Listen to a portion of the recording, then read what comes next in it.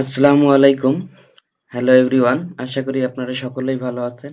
আল্লাহর অশেষ রহমতে আমিও ভালো আছি। তো আজকে আমরা আলোচনা করব কালেক্টর ফিডব্যাক বায়াস সম্পর্কে। এর আগে আমরা বেস বায়াস অথবা ফিক্সড বায়াস নিয়ে আলোচনা করছিলাম। আজকে আমরা আলোচনা করব কালেক্টর ফিডব্যাক বায়াস।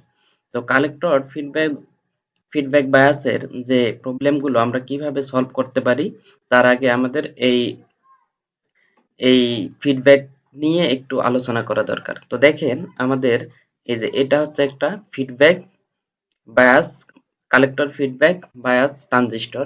তো এটা দেখেন আমরা এই যে আইবিটা কিভাবে নির্ণয় করছি দেখেন, ভিসিসি মাইনাস ভিবিই ভাগ আরবি plus beta plus 1 into RC. তো এটা কিভাবে আসে এই সূত্রগুলো আমরা একটু দেখব। দেখেন এটা হচ্ছে কি উইদাউট ইমিটার রেজিস্ট্যান্স। এই কালেক্টর ফিডব্যাক বায়াসে এখানে আমরা ইমিটারে কোনো রেজিস্টার ইউজ করি নাই। আচ্ছা, তো দেখেন এটা আবার আহ, দেখাবে। তো আমাদের দেখেন এই যে কালেক্টর ফিডব্যাক বায়াস, এই সার্কিট আর এই সার্কিটটা সেম।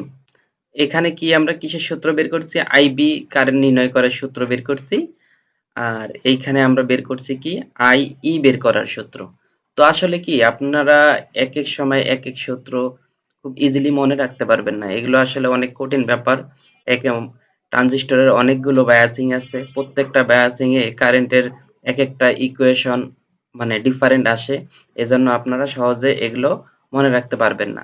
এজন্য আমরা দেখব যে কিভাবে আমরা এই সূত্রগুলো নিজে নিজেই ড্রাইভ করতে পারি, সে সম্পর্কে আমরা একটু আলোচনা করব ইনশাল্লাহ।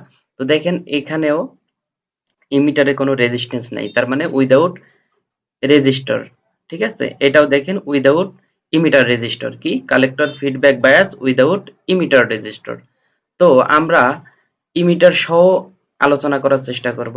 দেখেন এই যে এটা আমরা ড্র করছি, দেখেন এখানে ইমিটারে একটা রেজিস্ট্যান্স আছে, আর আগের যে দুইটা আমরা দেখলাম সেটায় ইমিটারে কোনো রেজিস্ট্যান্স নাই। তো দেখেন এইটা হচ্ছে আমাদের কি কালেক্টর ফিডব্যাক মেথড। তো এটাই দেখেন কারেন্টের সমীকরণটা আমরা কিভাবে নিয়ে আসবো। দেখেন ইনপুটে যদি আমি একটা লুপ ফেলি, সবসময় আমরা কেভিএল ইউজ করব, ঠিক আছে। তো দেখেন আমরা ইনপুটে যদি আমরা একটা কেভিএল ফেলি তাহলে এভাবে আসবো। দেখেন আমার এই মার্কারের, আচ্ছা একটু ওয়েট, একটা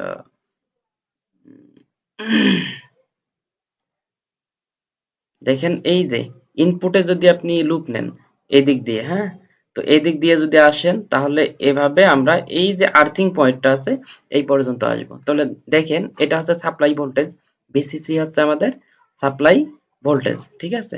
এই ভিসিসি হচ্ছে সাপ্লাই ভোল্টেজ। তো এই সাপ্লাই ভোল্টেজ যখন আমি প্রয়োগ করব এই ট্রানজিস্টরের মধ্যে, তখন দেখেন ভিসিসি কোথায় কোথায় ড্রপ হবে। এইখানে একটা কালেক্টর রেজিস্টর আছে, তার মানে এখানে একটা ড্রপ হবে। এই জন্য আইসি গুণন আরসি, এইখানে একটা কালেক্টর রেজিস্টরের কারণে ড্রপ হবে। এইখানে বেজে দেখেন আরবি মানে বেজ রেজিস্ট্যান্স, এইখানে একটা ড্রপ হবে, সেটা হচ্ছে কি আইবি আরবি। দেখেন সেটাই লিখছি যে ভিসিসি কেভিএল আমি ফেলছি ইনপুটে, এই জন্য ভিসিসি ইকুয়াল এইখানে একটা ড্রপ আইসি আরসি প্লাস এই যে এইখানে একটা ড্রপ হবে, সেটা কি আইবি, এই দিক দিয়ে কারেন্ট যেহেতু আইবি যাচ্ছে আইবি ইন্টু আরবি, এটা লিখছি প্লাস।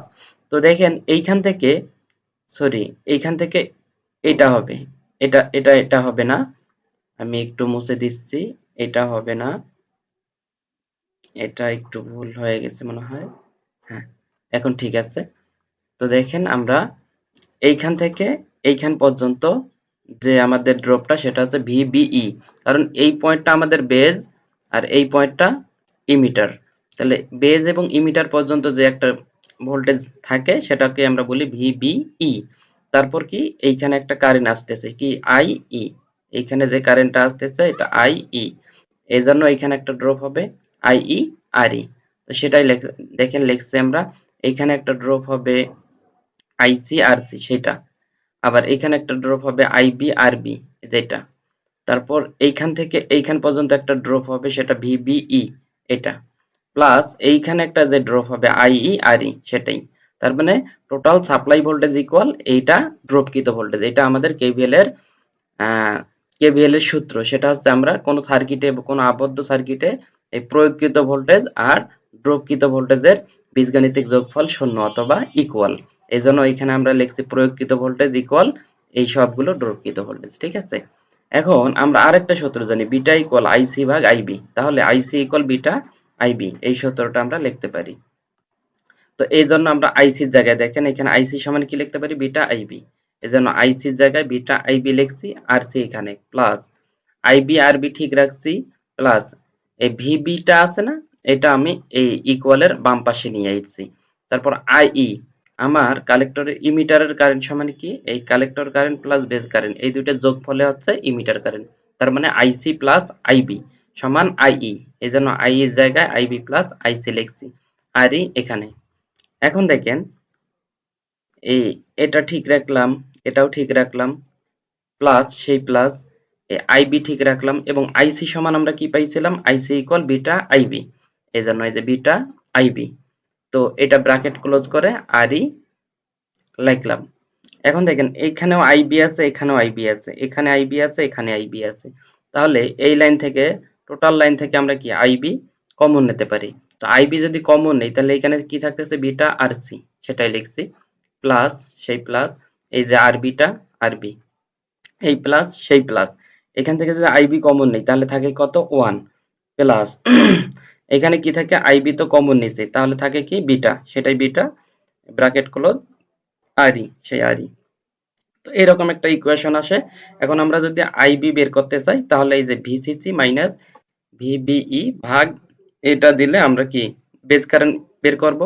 আর বেজ কারেন্ট যদি পেয়ে যাই তাহলে আমরা এই সূত্রে ফেলে কি আইসি বের করতে পারবো। আর আইসি যদি আমার বের হয়ে যায় তাহলে আমরা কি আই বের করতে পারবো। আই ইকুয়াল কি লিখতে পারবো আমরা, আই সমান আইসি প্লাস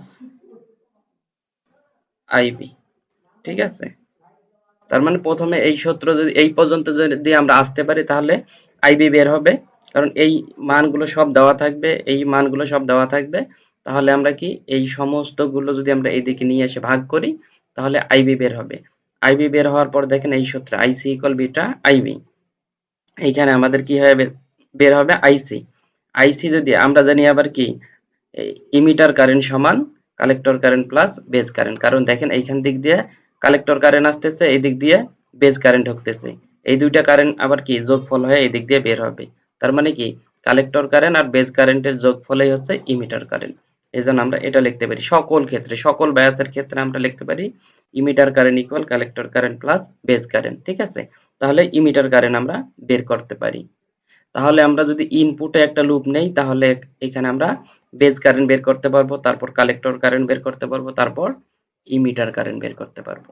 এখন যদি আমরা এই যে আউটপুটে লুপ নেই, আউটপুটে লুপ বলতে কি ভিসিসি, ভিসিসি এটা সাপ্লাই ভোল্টেজ ড্রপ হবে কি এইখানে আইসিআরসি, এইখানে একটা ড্রপ, এই পয়েন্ট থেকে এই পয়েন্ট পর্যন্ত একটা ড্রপ হবে ভিসিই, আর এইখানে একটা ড্রপ হবে আই আর ই, সেটাই লিখছি দেখেন। এই যে আউটপুটে loop equal VCC equal ICRC plus এটা ভিসিই প্লাস এইখানে একটা ড্রপ সেটা। তো এখন আপনার প্রয়োজনীয় যে যেটা দরকার, যদি আপনার সে ভিসিই মান বের করতে বলে তাহলে ভিসিসি তো আপনার হয়তো বা কোশ্চেনে দেওয়া থাকতে পারে, আইসি আমরা বের করলাম, আরসির মান দেওয়া থাকবে, আইই আইও এভাবে আমরা বের করলাম, আর এর মান দেওয়া থাকবে, এখানে ক্যালকুলেশন করলে আমরা এর মানও বের করতে পারবো।